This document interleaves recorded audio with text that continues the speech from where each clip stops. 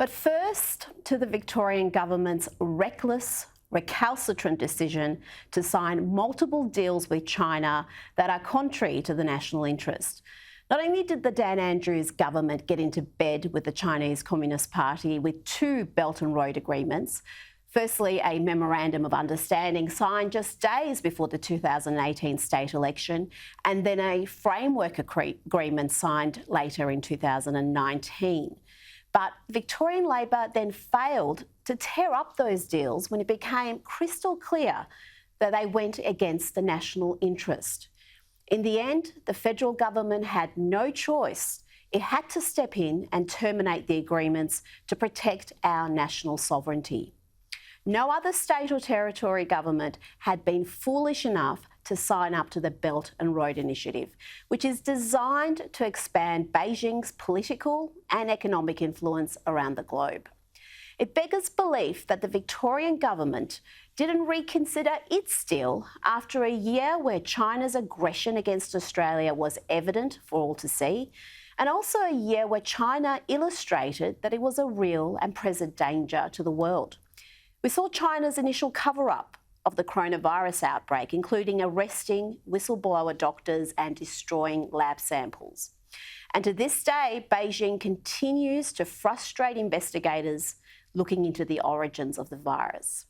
Of course, China's gross human rights abuses are a matter of record, from their crackdown in Hong Kong to the ethnic genocide of the Uyghurs, including forced sterilizations and abortions, and herding more than 1 million Muslims into what are essentially concentration camps. China is guilty of forced organ harvesting and many other horrors committed against its own people. Then there is China's hostility towards Australia, culminating in banning or placing enormous tariffs on a range of Australian products. China has long used its economic might to coerce smaller nations into supporting its interests, and we've already seen signatories to the Belt and Road Initiative compromise their national sovereignty. So it's little wonder that the federal government used its new veto powers to cancel Victoria's deal with China, along with two other arrangements with foreign states. Foreign Affairs Minister Marise Payne announced the decision on Wednesday evening, explaining that she had cancelled only 4 agreements out of more than 1,000 she had been notified of between states and foreign governments. Every single deal cancelled involved the Victorian government. 2 signed with China in 2018 and 2019 under Dan Andrews' government. 1 with Iran, signed under Labor leader Steve Bracks in 2004. And 1 with Syria, signed under Liberal leader Jeff Kennett in 1999. And frankly, this decision couldn't come a moment too soon. We have seen the Victorian government kowtowing to China even after China attacked our farmers and manufacturers.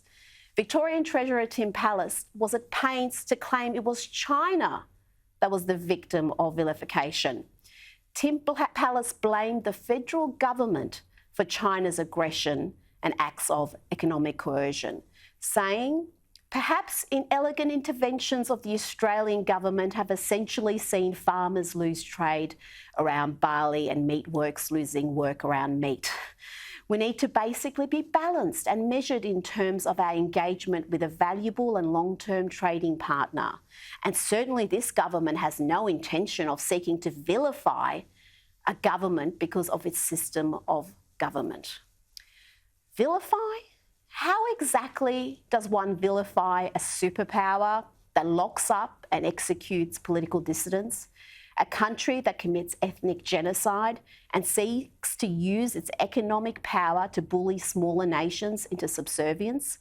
A regime that engages in systematic political and commercial espionage and poses a significant danger to Australia's allies, including Taiwan?